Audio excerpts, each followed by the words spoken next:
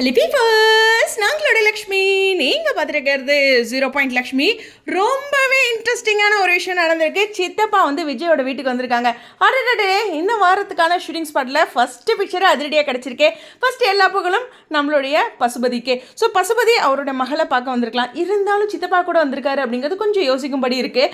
இவர் வேறு இன்றைக்கி எபிசோடில் வெண்ணிலாவை ஏதாச்சும் கண்டுபிடிக்கிறேன் அப்படிங்கிற ஒரு முனைப்போடு இருக்காங்க.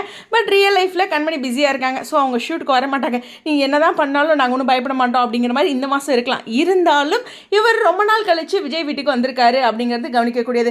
பேக்ரவுண்ட் பார்க்கும்போது அவர் விஜய் வீட்டில் இருக்காரா அப்படிங்கிறது தெரியல. பட் பசு வந்து விஜய் வீட்டில் இருக்காங்க. எல்லா அப்டேட்டுமே ஒரு ½ கொடுத்துருக்காங்க அப்படிங்கிறனால. ஸோ அந்த லொக்கேஷனில் இன்றைக்கி பார்த்தீங்கன்னா எப்படி சொல்கிறது, சித்தப்பாவும் அஜயும் பேசினது பார்த்திங்கன்னா வெளியில் பேக்ரவுண்டில் பேசியிருப்பாங்க.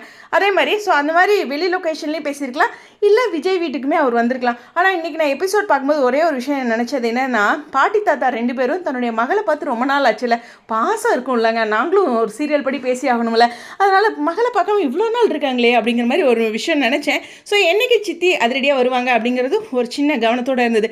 பட் இப்போ சித்தப்பா வந்திருக்காரு, ஜஸ்ட் வந்திருக்காரு அப்படிங்கிற ஒரு விஷயம் தான். வெளியில் கூட அவுட்டோர் ஷூட் எடுக்கலாம், அவங்க எங்கேயோ பேசிகிட்டு இருக்க மாதிரி எல்லாருமே அது மாதிரி. ஏன்னா டேரக்டர் வந்து இங்கேயே வெளியிலே எடுத்துக்கலாம்ப்பா, எங்கேயும் போக வேண்டாம் அப்படின்ட்டு சில சீன்ஸும் எடுத்திருக்காங்க. இப்போ எப்படி சொல்லுன்னா, நிவினும் நம்மளுடைய குமரனும் ஒரு ஹோட்டல் டீ கடை நின்று பேசுகிற மாதிரிலாம் இருக்குல்ல, அதை பார்த்திங்கன்னா ரொம்ப வெளியில் இல்லை, அங்கே செட்டுக்கு பக்கத்துலேயே தான். அது மாதிரி எடுக்கிறதுக்கு சான்சஸ் இருக்குது. இருந்தாலும் இன்றைக்கி ஒரு சூப்பரான நியூஸ் இருக்குது மகாநதி ஃபேன்ஸ்க்கு.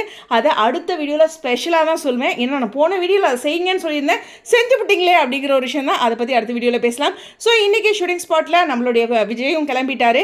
ஸோ விஜய் இருக்கார், இவங்க எல்லோரும் வந்திருக்காங்க. சம்திங் சம்பவம் இருக்குது அப்படிங்கிற ஒரு விஷயம் தான்.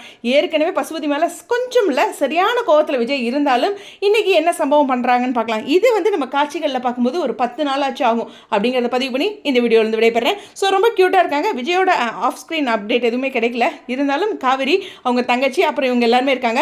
ஸோ எல்லாரும் இருக்க மாதிரி ஒரு தரமான சம்பவம் இருக்குது அப்படிங்கிறத பதிவு பண்ணி வீடியோவிலேருந்து விடைபெறேன். ஸ்டேடியம் 0 லக்ஷ்மி. தமிழ் டெக்கில் நிறைய பேர் வீடியோ அங்கே காணோங்கிறீங்க. 0 லக்ஷ்மியில் போட்டுட்ருக்கேன்னு நிறைய பேருக்கு தெரியலையாட்டிருக்கு. தயவு செஞ்சு எல்லோரும் ஷேர் பண்ணிக்கோங்க, ஓகேவா? ஏன்னா கமெண்ட்ஸில் நிறைய பார்த்துட்ருக்கேன். உங்களுடைய கருத்துக்கா ஸ்டேடியம்.